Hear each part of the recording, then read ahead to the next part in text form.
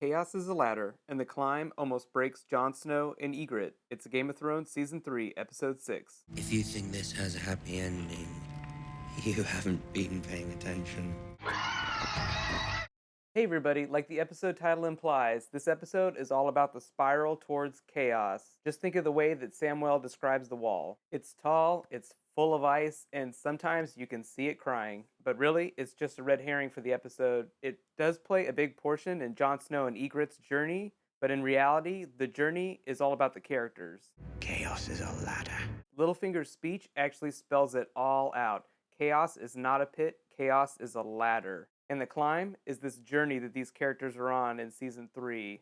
Spoiler alert, they are headed for chaos. The next book in the series is called A Feast for Crows, so imagine where that chaos is taking them.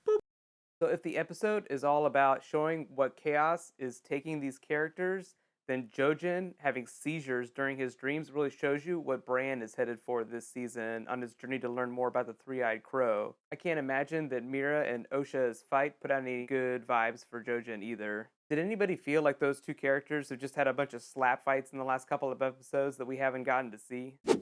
I don't know why the writers included that cat fight in the episode. I didn't really feel like it needed it. I'm going to call a misuse of Joffrey slap. Your punishment is 10 laps up the wall.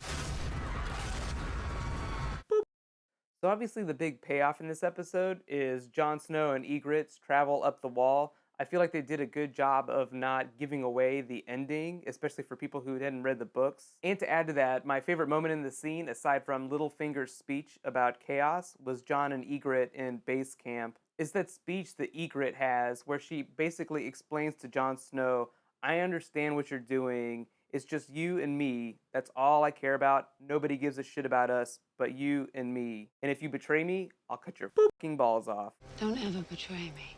It's this really epic speech that explains exactly how Ygritte feels about Jon, even though she's this really tough character. I feel like the show hasn't really spent enough time with those two characters to really show people who haven't read the books why those characters are so in love with each other. But if you want to see all those deleted scenes, there'll probably be a few things on the DVDs, but in reality, just save yourself the time and read the book. It's so much better. Like I said earlier, the big payoff is them reaching the top. There's an amazing CG sequence that I thought was really beautiful and really well done. The wall obviously is a little bit of a practical special effect and a little bit of a CG effect. But remember, this is all about chaos. So obviously there's a fall coming soon for those two characters. Remember, the ladder and the climb are basically taking the characters towards chaos, not away from it. I also wanted to say a little something about Gendry in this episode. Obviously, the book doesn't deal too much with him, but in this episode, you learned that Melisandre really wants something from him. Without giving away too many spoilers, she basically needs his blood, his royal blood. And remember, he does not know that he's a bastard. You will make kings rise and fall.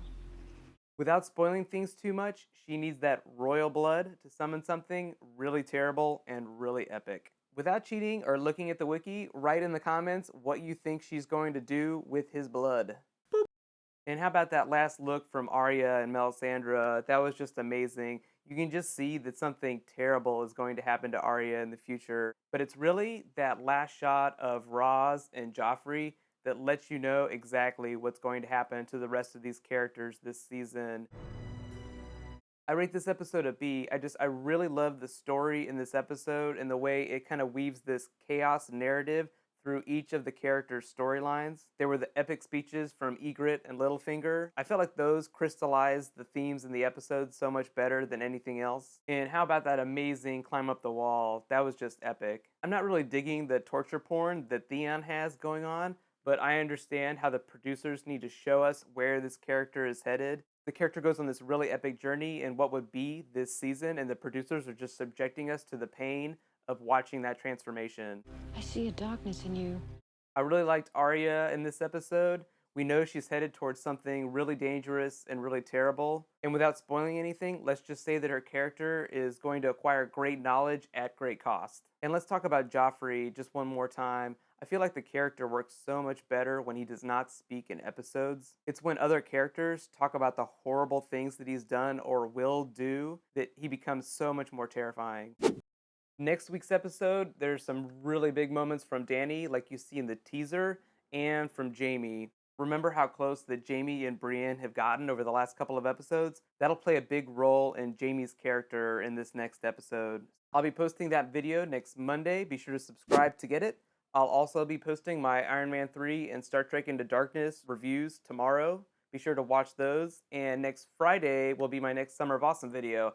I will be talking about some awesome Man of Steel spoilers. In the meantime, you can watch my Ender's Game preview by clicking here, and you can watch more Game of Thrones by clicking here.